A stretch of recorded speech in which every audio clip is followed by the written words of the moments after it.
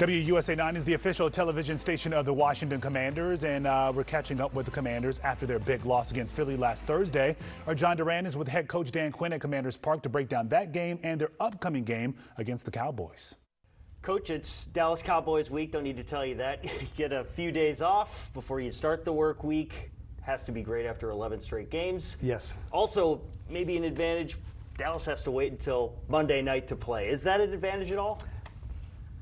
We needed the time. You know, when you go 11 weeks emotionally, physically, mentally to dig in, it's hard. And as you go through it, you're ready. You want to go fight everyone. And I love that about our guys, the play style, the way that we go. So it's a big deal. As far as advantage, I don't know, man. Division games are just absolutely battles. And it's what makes coaching in this division like so much fun. So yeah, we're pumped for it, man. To be back at home too. Yeah, exactly. Well, before we get to Dallas, just want to talk about the last two games back to back, right? Yes. What can your team learn, if anything, from a couple of tough losses like that? Yeah, I'd love to say that you know, it just keeps progressing up, but you do have to go through some of the, you know, the tough moments to learn how to win in an ugly way, left-handed, you know, whatever it takes. And so you hate that you have to go through it, but the silver lining is I have a sense we're going to come back on the other side of that a stronger team in a lot of ways. And so as we're growing together, those things, they're not fun to go through, but they're necessary to learn, all right, this is what I got to do to go win the game in this moment. How much is Dallas maybe different without their quarterback, Dak Prescott? He's an incredible player, but what everybody wouldn't know is the incredible leader that he is.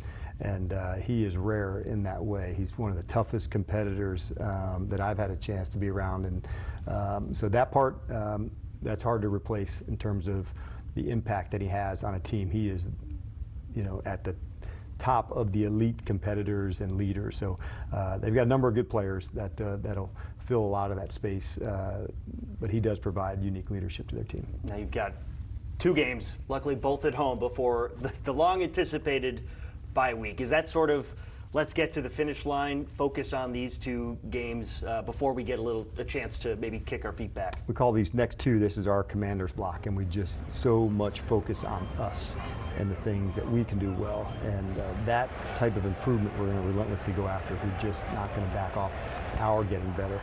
Then we'll have the bye. The good news, bad news, the good news about when you have a really late bye, you should be one of the fresher teams going into the last stretch of the season. The hard part about having that late bye, it takes a while to get there. So we'll leave that down the road. For us right now, it's just these 2 weeks. How do we get after it? How do we get better? And that's where our focus will be. Excellent. And it starts with the Dallas Cowboys at Northwest Stadium. Coach, excited to see it. Thank you very much. Yeah, we're pumped, man. Good luck this weekend. One with Chick, we always fist bump at the end. So was that okay? Yeah. We did all right. Yeah, we did all right. Yeah. Thank you very much, Coach. All right, thanks, man. You got to nail the fist bump, right? Yeah, we're looking forward to that game against the Cowboys this weekend. John, Coach Quinn, thank you.